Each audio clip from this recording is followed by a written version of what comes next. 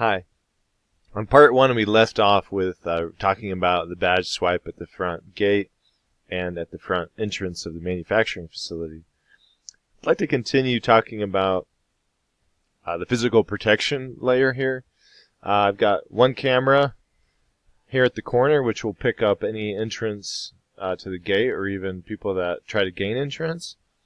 And also, we've got another camera here that'll pick up any interactions in the parking lot. I've also created an outdoor break area. This will be completely secure with high chain link fences from the outside so that employees can come and go for smoke breaks and to get fresh air, which is what we found through research why some of those 15 doors were being propped open, is so people could easily come and go for smoke breaks and just take a walk around the building.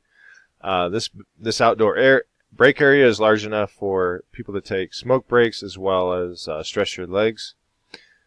So we are shutting down, we're sealing those other 15 doors, but we are allowing 2 emergency exits here on the north side and the south side. These are emergency exits only, and this is to meet fire code.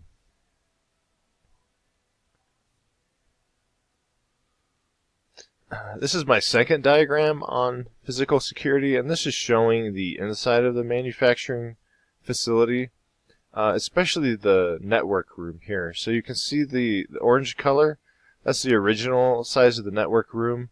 There is no locked door on it. This is all drywall, so it's easily penetrable. So what we're going to do is actually build cinder block walls all around this enclosure and make sure it's fully enclosed. And then we're going to add badge access similar to the gate in the front door to this network room as well. But of course, only the IT and the CEO will have access to this.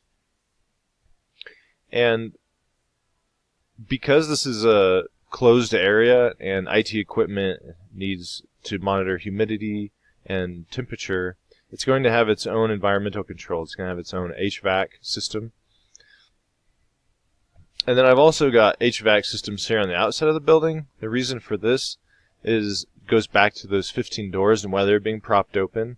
This was also because the ventilation is poor inside the manufacturing floor, and also the air conditioning is poor.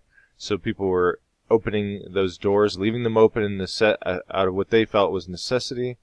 So we're going to add approximately 9 commercial ventilation and cooling systems to alleviate that problem, since we are going to secure those 15 doors.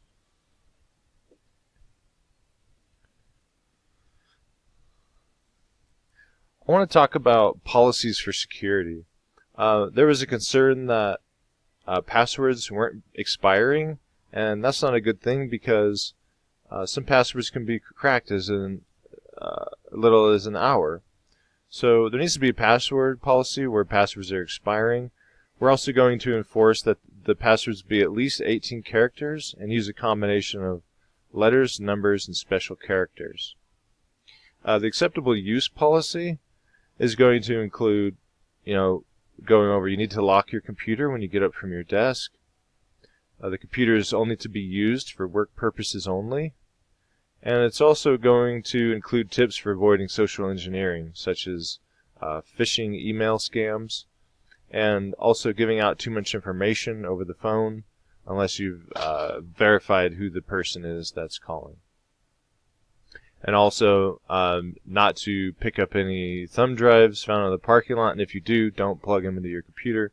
Turn them into security. We're also going to implement a bring your own device policy. Right now, it seems in the office this is pretty lax. People bringing in their personal devices, plugging them into the wired internet, and also accessing wireless internet. So the bring your own device policy is going to enforce what devices you can bring in, when you can bring in, can they be connected to the wired network, and if they're connected to Wi-Fi, then they need to only be used during the breaks. I also want to go over some other security practices, logs and event monitoring. Earlier I mentioned that we're going to implement a Kiwi server for log aggregation.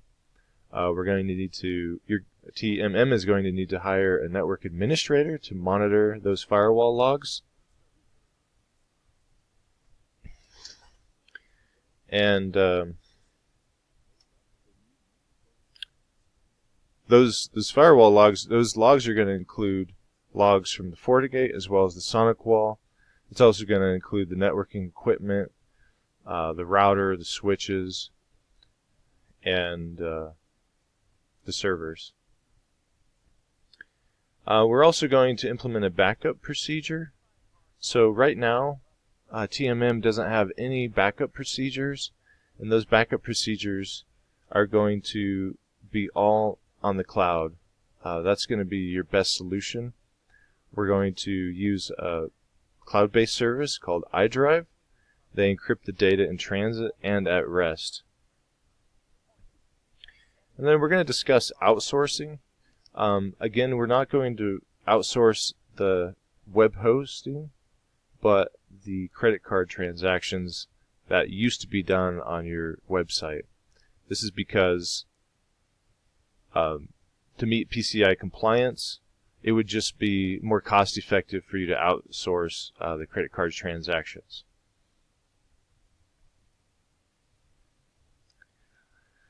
I really appreciate your time going through this two-part series on improving TMM's security.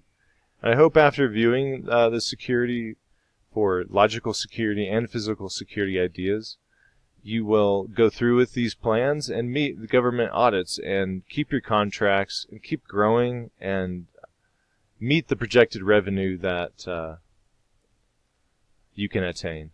I thank you so much.